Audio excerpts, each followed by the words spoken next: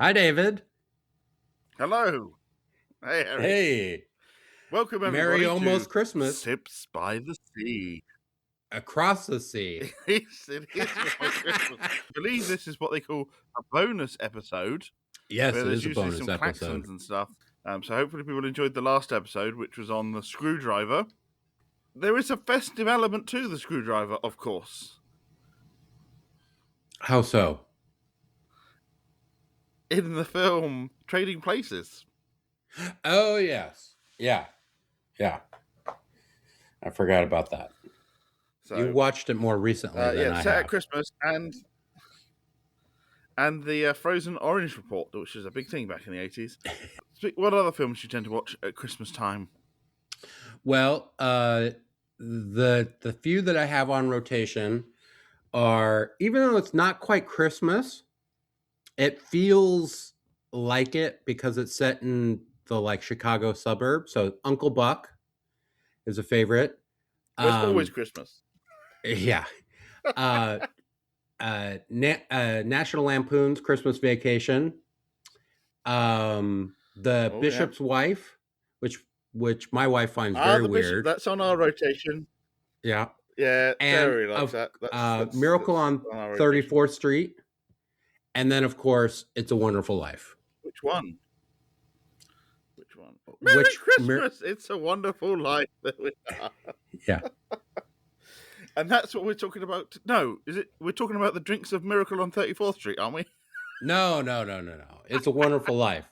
You It's know, a to be honest, wonderful life. when you first suggested this, I immediately start trying to think like what drinks are in this movie, and I was playing back the scene from The Bishop's Wife when they're drinking port in the professor's office, and I was like, "Is there port in that movie?" And then it took me a minute. I was like, "That's the wrong movie." Yeah. Yes, I've not seen The Bishop's Wife for a couple of years, but we're going to watch it this year. So Yeah, it's a good one. well, I like it. I shall Mattia keep always my eye finds out. it very strange that, Dudley's infatuated with the bishop's wife, and she just finds it a bit creepy that this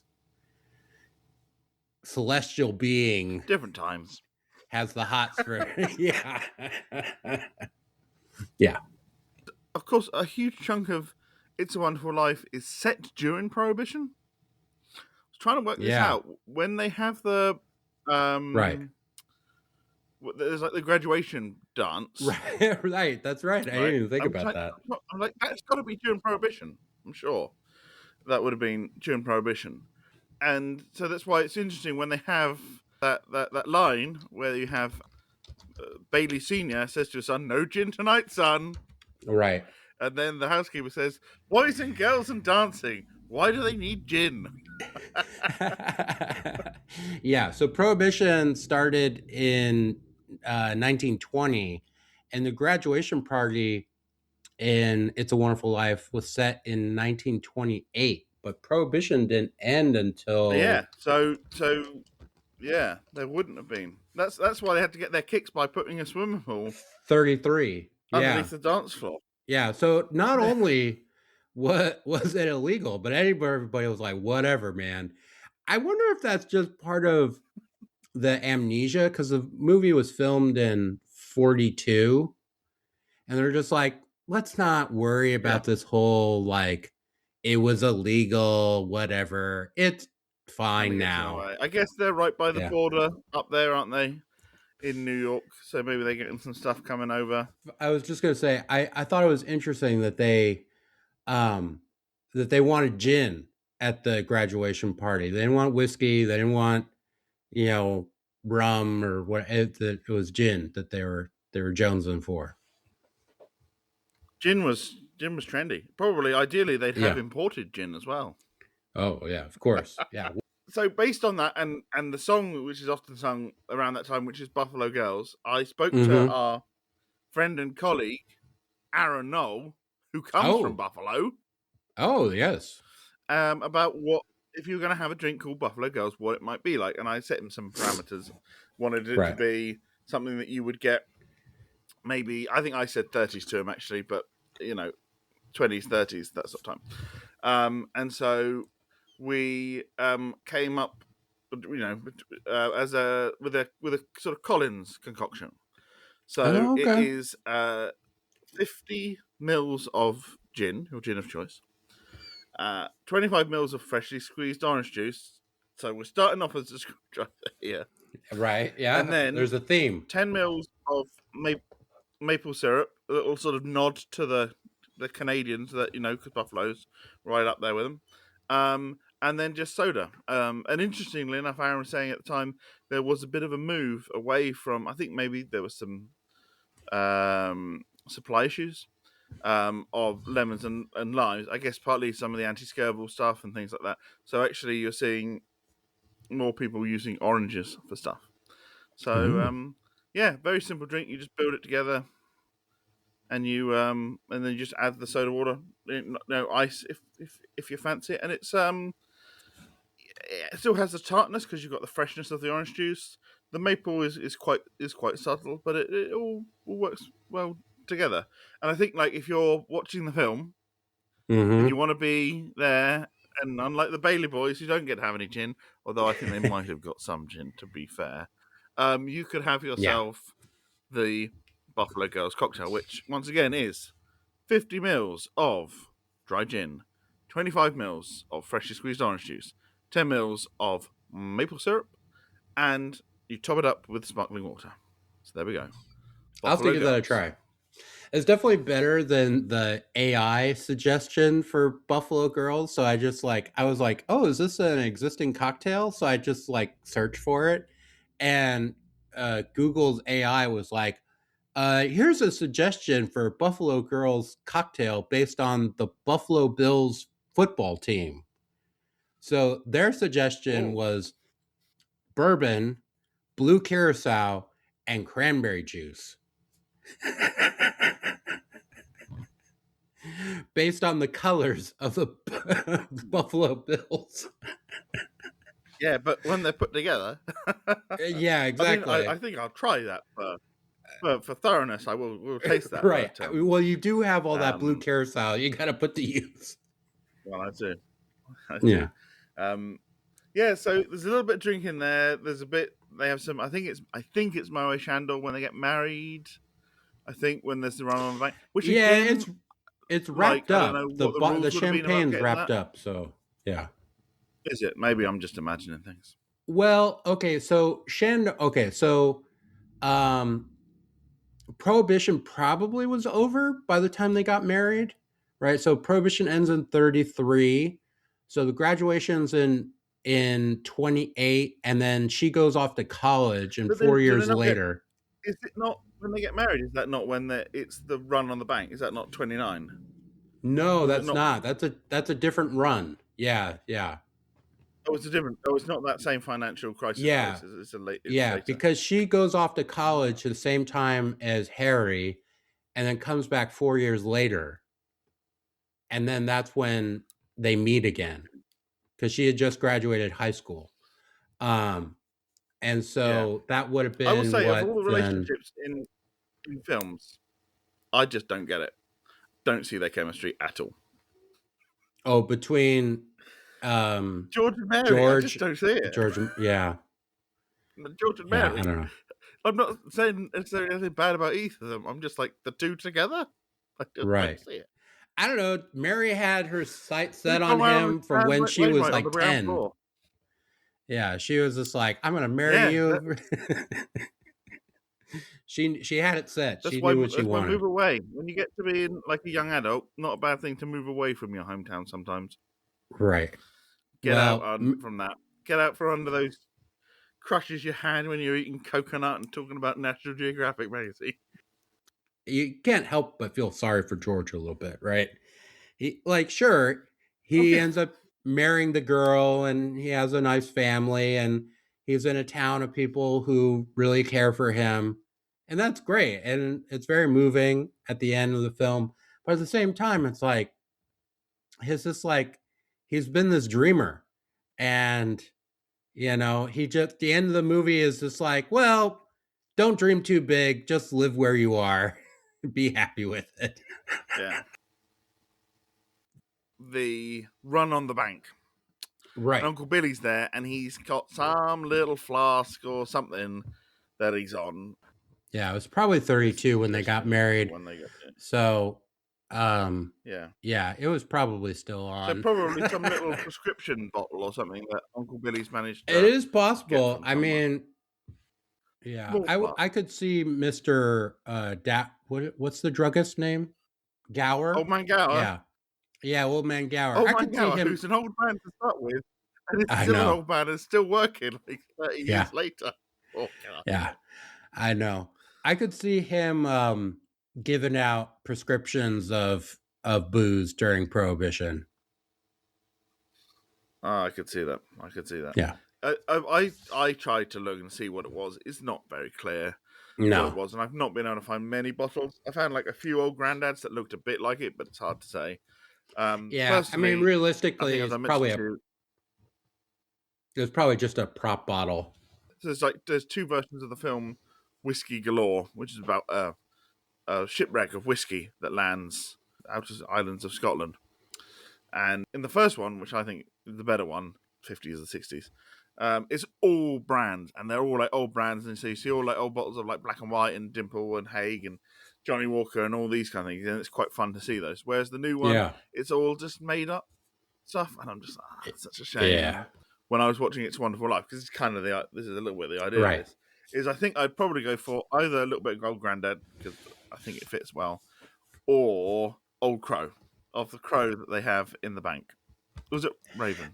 That's a good question. I don't know the difference between crows and ravens. I know they're different, but they're kind of similar shapes, sizes, and it's probably Old Crow, I would guess, because I believe that was the more popular brand of its day than Old Grandad. So yeah, have that. Also, when you're watching 7 Days in May, Crow and Bitters, so you can use the bottle more than once. Cool. All right, now you've got so we've got bank tellers, we've got failed architects, we've got graduating kids, but we've even got Martini, who owns his own bar, but actually who has the biggest influence on the drinks and talks the most about the drinks. Easy, take it away. Yeah, well, that would be Clarence, the angel, who in It's a Wonderful Life's I guess theology, I guess you would say the angels are people who have died and then are doing good deeds in the present, something like that. Excuse me. So yeah, Clarence, there's the famous scene shortly after George and Clarence jump in the river where they get dried off and they go to the bar, and the bartender asks, "What do you drink?" And Clarence is like, "Oh, I'll have some mulled wine, but light on the clove, heavy on the cinnamon," which is the proper way for mulled wine, because you definitely don't want heavy clove. Well, I think so. Yeah, I think and of course, second class, not got its wings yet. The first thing he asks for is flaming rum punch. Oh, right, yeah. And then he says, "Oh no, it's too cold for that." George Bailey orders a double bourbon. Yeah. And I'm now going to attempt to see if I can get this flaming rum punch to light. Have you got the ingredients there to read it through it for us, Easy? Yeah. So the recipe you found, which is good, excuse me, it is 1 ounce white rum, 1 ounce aged Jamaican rum, 3/4 ounce fresh lime, 1/2 ounce ruby port, 1/2 ounce orgeat, 1/2 ounce fresh orange juice, 3/4 ounce overproof Jamaican rum. Combine the first 6 ingredients in shaker, strain into, this says strain into an ice-filled glass. That doesn't quite seem right. Top with overproof rum. Hey! Good job. use sprinkle ground cinnamon on 57% and top then to heat it up. watch the flames crackle. Oh, still going. Good. There you go. Oh, fire. Hey, Look did you see that? Yeah. Don't drink it straight away. Yeah. Yeah, So so the trick to that is just to make sure that the booze is quite warm. yeah. Even if you're using 57%. And also using one of these, I don't know, these are like a aim and kitchen flame. lighter. What do you Yeah. call them? Aim and flame. An aim and flame. Yeah. Anytime you've got to light anything on a drink, I think the aim and flame is a good choice. Whilst I'm waiting for that to cool down before I probably be all right. Actually, let me see how we are. Got to make sure that it's out because you don't want to set fire. Clearly, you got a big beard like Easy's got at the moment. Right. Yeah. Yeah, all sorts of trouble. I tried to do this before we hopped on, and I could not get the overproof rum to ignite. I had just matches, and what I figured really was hard. everything was just too cold. So, the overproof rum has been sitting in my office, which is basically unheated. And well, yeah, there we go. Yeah. So it's like 50 degrees. Up in this little pot. Yeah. And also you got to heat the glasses beforehand, otherwise they might break. So. Yeah. Yeah, I didn't think about Yeah, I mean, it's boozy. I mean, I think I had to put... I put more than the amount of booze you were meant to put on the top in an attempt to try and get it to light. It does I don't taste actually good. think... I mean, it's a nice spectacle. It is tasty. I mean, I think now with how much booze I put in it, I'd probably lengthen it a little with some ginger ale or some lemonade or something like that. The mulled wines, which is the other thing Pat talked about. I mean, mulling is relatively straightforward. You can do it to anything, pretty much, any liquid. Yeah. So cider is quite popular. Any sort of wine, ports and things. And it's spices. So cinnamon and maybe cassia and maybe coriander seed in some cases I've seen. Ginger, clove, allspice, mace was very popular. Star anise and all these different things. And then you heat it up and it molds. And there might be some fruit in there as well. Orange is very common. And cloves, I don't know if I said cloves. And they'll be sweetened as well. So it's sort of hot, sweet, and spicy. But I found in this book, which is called The Encyclopedia of Homemade Wines by Mary Aylett. There you go. Nearly 300 recipes. This is a gift from Dr. Anne Brock. And she, in very this, nice. There are 2 recipes. Yeah. For mulled wine. So there's French mulled wine, and then there's the more standard mulled wine. And largely what the difference between the 2 of them seems to be is with the French mulled wine, you turn the spices into a syrup. Right. So you think all 3 of them have this combination of, there'll be some water, but sugar and spice and the wine. And so with the French one, you make a syrup first, and then you add that syrup to the wine. Right. And then you have it warm. Whereas with the other method, you basically make a tea, so you have half the amount of water that you would eventually going to have with wine. So, if you're going to have 2 pints of wine, eventually you'd use 1 pint of water. Right. And then you use that, and you put the sugar in that, and then you put the various spices and things in there, and so you're making more of a tea, which you then mix with the wine. Yeah. So. Yeah, I thought that was interesting. Different ways to carry it.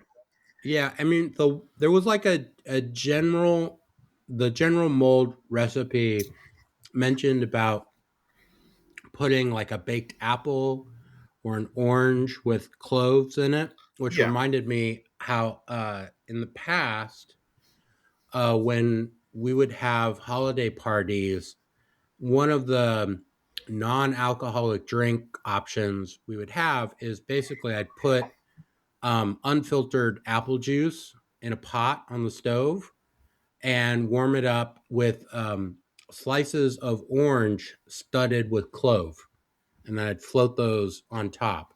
And so they'd sit and kind of infuse into the apple juice. So that was like kind of a nice Yeah, warm drink for people to have who didn't want it's alcohol. a sort of punch.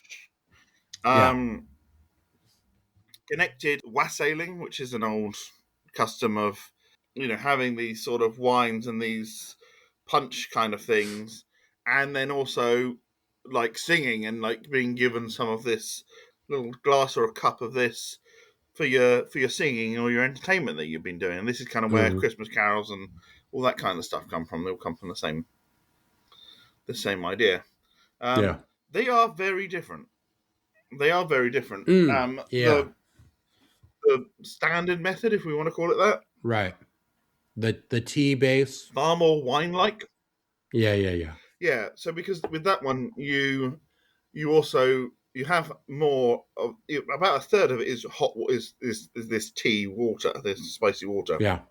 that you've then added the wine to. Whereas with the other one, it's a syrup that you add and then you have to heat the wine up. I think the French method, the integration is much better. Yeah. I would So it's imagine. about, I think I worked out it's about a 1 to 10 ratio of the syrup to the wine. Hmm. So I think the intonation is better. It's probably a bit stronger thinking about it, but it seems Yeah. less astringent. It's easier to drink. Yeah, you've got to make a syrup, but I mean theoretically you could, if you needed to, make the syrup ahead of schedule.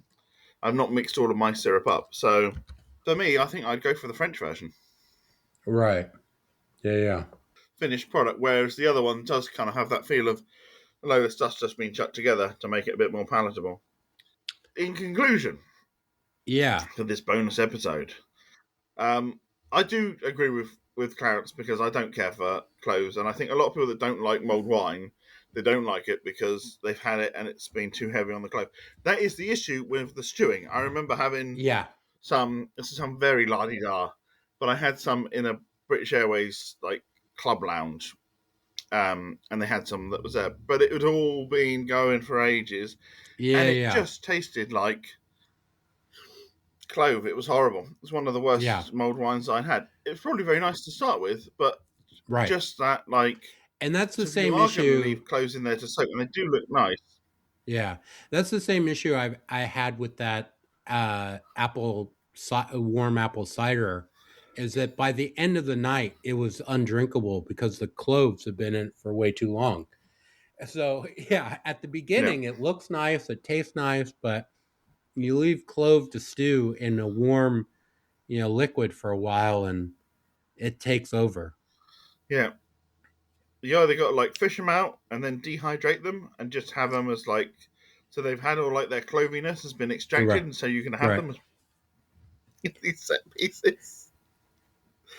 Yeah, or you got to fish them out at some point and find something else that's a little bit less intense. right. Yeah, because yeah, they do. They just totally dominate things. So I am up for Clarence Yeah. when he says that, and I think I'm probably up for him. I'm mulled wine over the flaming rum punch. Oh yeah. I think so. I Hot buttered rum, which is just rum, a bit of sugar, some boiling water, and then put some butter on the top and give that a stir. Which for ages is Yeah. what I thought that this was, but it isn't. Yeah. Um, I choose that every time. But Okay. I'll have to try that. Because the recipes I've seen online for hot butter rum seem very involved because they want you to make this butter batter first that's like all infused and yada butter yada. batter. Butter batter. And what happens if that butter batter is bitter? How will you make it better? You'll have to make it better with some better butter to make the batter less bitter and there's better. Right. Exactly. So I've avoided that. But no, I'm a sucker for rum. So this hits all the right notes for me. I couldn't get it to flame, but it has all the It's a rumminess lot of that I want. ingredients. It's got the citrus bit. Because of the 6 ingredients, 3 of them are rum. Yeah, yeah, exactly. Well, and I have some good rums. The white rum is very neutral. It's El Dorado 3 year, so it It doesn't really taste like much of anything. It's column distilled white rum. Smith and Cross for my Jamaican rum. And then I used Rum Fire, the 63% overproof Jamaican rum Ah, to attempt the lighting, which didn't work. The cinnamon, the orgeat, the rum, the funk. To me, this is a great drink. If I could get it to flame, it would be even more fun. your secret sweet tooth, isn't it? This is what this is. It's your secret sweet tooth. Yeah, maybe. So I thoroughly enjoyed it. After making it and tasting it, I'm like, Clarence and I could get along. We could, hit the bar, have a few zombies together, and we'd be two peas in a pod. I can imagine I think he'd enjoy a zombie. That would be up there. Maybe a banana daiquiri as well. Oh, yeah. Yeah, I could make him some pina coladas. He'd probably enjoy that. Yeah. Oh, yeah. So anyway, yeah, I'll have to try making the mulled wine. We don't have any wine in the house at the moment, and we're about to head out to California for a family trip to see my parents. I'm not sure, but I believe they do make wine in California. They do. So that's what I was thinking. I'll have to, while I'm out there, I'll try the French version since you vouched for it. I think that's the way to go. Yeah. Oh, so here's a question. So I noticed in the general, just quickly, the general version was like, use any wine you want, yada, yada. The French, is it more of like a claret style, or is it not specified in that? I can't remember. No, it's just wine. Yeah. They do specify red wine. Oh, okay. Okay. All right. So they do specify red wine. So. Yeah. Well, until next time. Yeah. I hope you've enjoyed these winter warmers and the festive special. Plenty of stuff coming up in January. Oh, yes, indeed. And don't forget, it's Canadian Whiskey Week in January. It's coming. I'm excited for it. One of the weeks is Canadian Whiskey Week, so keep an eye out for that. Have a look. Yes, indeed. All right, David. Well, I'm glad we got to talk about these drinks. And Merry Christmas to you. Happy holidays. And before you go, are you gonna share with us your Oh yes, your special impression? Yeah. So every year, David and Sarah get a hoot out of me doing my impression of George Bailey running down the main avenue in Bedford Falls at the end of the movie, where he's come to his senses, that he chooses life, and he's running down the avenue as petals. Found Zuzu's petals. He's running down the avenue. He's chosen life, and he's saying, "Merry Christmas, everybody! Merry Christmas, ye old emporium! Merry Christmas, ye old movie house! Merry Christmas, ye old building and loan!" There you go. Yeah. And that's it. Shared with the nations. Yes. Across the world. If that Merry won't Christmas. bring peace. In this Yuletide time. Yes. Until next time. Goodbye. Until next time. Bye-bye.